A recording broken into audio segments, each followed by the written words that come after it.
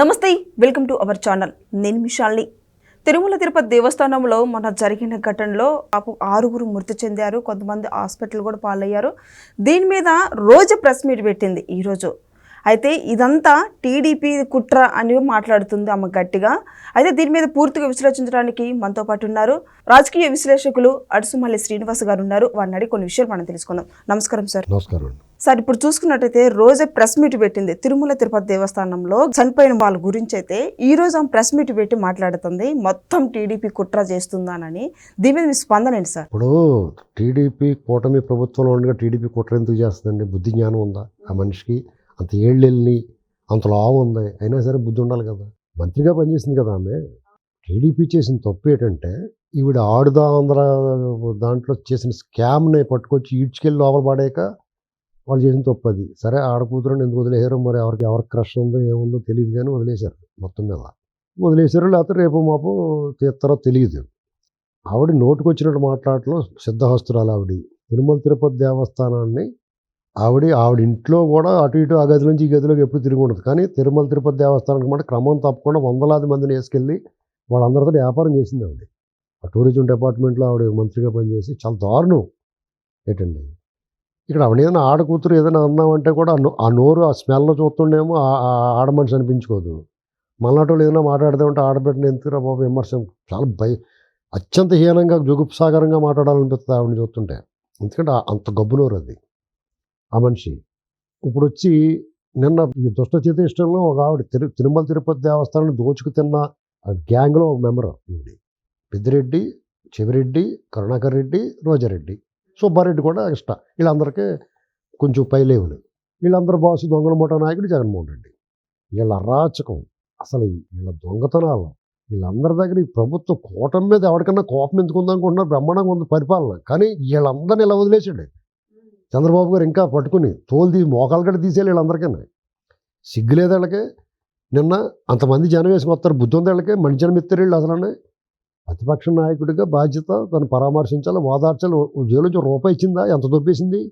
వాళ్ళకైనా 10 లక్షలు 20 లక్షలు ఇచ్చిందా? తలకు 10 లక్షలు ఇవ్వచ్చు కదా. కారు వేసుకుంటుంది, టికెట్లు అమ్మేసుకుని, తిరుమల తిరుపతి దేవస్థానం టికెట్లు అమ్మేసుకుని. ఇంకా సిగ్గు లేకుండా పవన్ కళ్యాణ్ గురించి మాట్లాడుతుంది. వాళ్ళందరూ తలుచుకుంటూ నువ్వు ఏమైపోతావు, ఎన్నాళ్ళు పారిపోయావు తమిళనాడు, మళ్ళీ వచ్చావు, వీళ్ళు ఏమనట్లేదు కదా అని.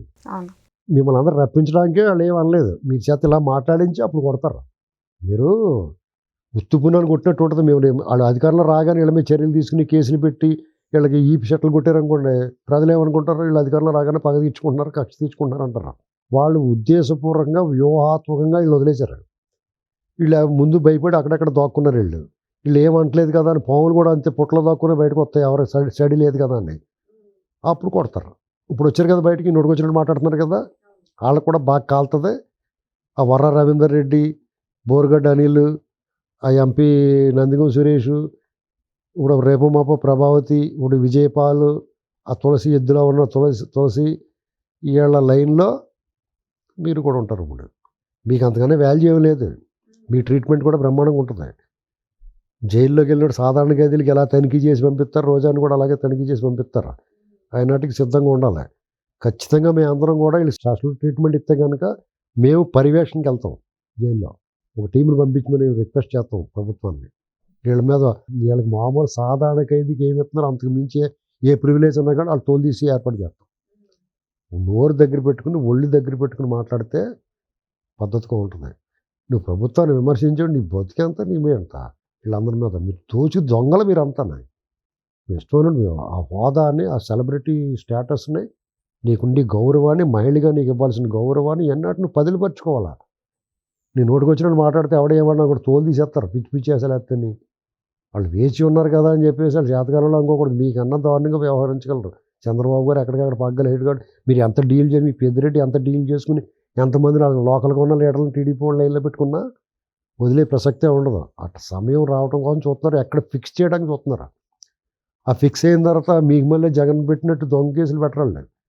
మీరు ఎక్కడ అడుగు కూడా బయట తీసుకెళ్ళి ఊపిరి ఆడదు మీకు. జగన్మోహన్ రెడ్డి అతను మ్యాక్సిమం డబ్బులు, అతను సంపాదించిన డబ్బులు అంత సంపాదించినంత సారాకి, కష్టపడిందంత కళ్ళుకి అన్నట్టుగానే అటు ఈ దొంగతనాలు చేసి సంపాదించినంత కేసులకి, వాటికి, కోర్టులకి, జడ్జిలకి వీళ్ళందరికీ సరిపోతుంది. అతనికి కోర్టులు తిరగడానికనే ఆ సిబిఐ ఈడీలు మేనేజ్ చేసుకుంటే సరిపోతుంది అతనికి. అవును. ఆ కుట్ర అంటే ఏంటి? అక్కడ మా బాధ్యతలను తప్పించుకున్నారంటే ఏంటి? నువ్వు ఎవరి బాధ్యతలు అనుకుంటున్నావు? నీకు సిగ్గు లేకుండా ఇంకా మీ అవుతున్న ఆ అధికారులదే బాధ్యత. మీరు ఇక వాళ్ళ మీద మీరు టార్గెట్ చేసేటప్పుడు మీ బాధ వచ్చేస్తుంది. ఎందుకంటే మీకు ఇష్టమైనట్టుగా ప్రభుత్వం మారినా కానీ మీ రికార్డింగ్ డ్యాన్స్ చేస్తాం కుదురుతుంది అక్కడ. మీ రికార్డింగ్ డ్యాన్స్ చేసుకోవడానికి వేదిక కల్పిస్తున్నారు వాళ్ళు. మీకు దర్శనాలు, మీ జనాలు, బొత్సకి, నీకు నిన్న దర్శనం ఎలా వచ్చింది నీకు? ఏ కౌంటర్ నిలబడి తీసుకున్నావు టికెట్ నువ్వు చెప్పు ఫస్ట్ రోజా?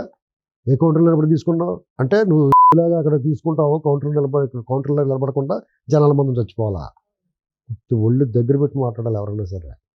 ఇక్కడ నేను ప్రభుత్వాన్ని అంటున్నారని కాదండి, నువ్వు సభ్య సమాజంలో ఉండాల్సిన మనిషి కాదు నువ్వు. ఇక మాకు ఒళ్ళు మండి మాట్లాడుతున్నాం మేము. గుర్తుపెట్టుకోవాలి, జాగ్రత్తగా ఉండాలి. ఇలాంటివి ఏం మాట్లాడినా ఖచ్చితంగా తగులుకుంటాం. ఇంతకన్నా ఏం చేస్తామండి? ఏమంటావు ఆ మనిషిని?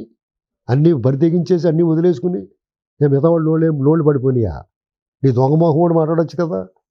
శవం దొరికితే మాత్రం తయారైపోతాడా? ₹1 మాత్రం వాడు పులిహార పట్టలు వాడు బాబు సొమ్మ ఇవ్వచ్చు కదా, దొబ్బిన సొమ్మే కదా ఇవ్వచ్చు కదా.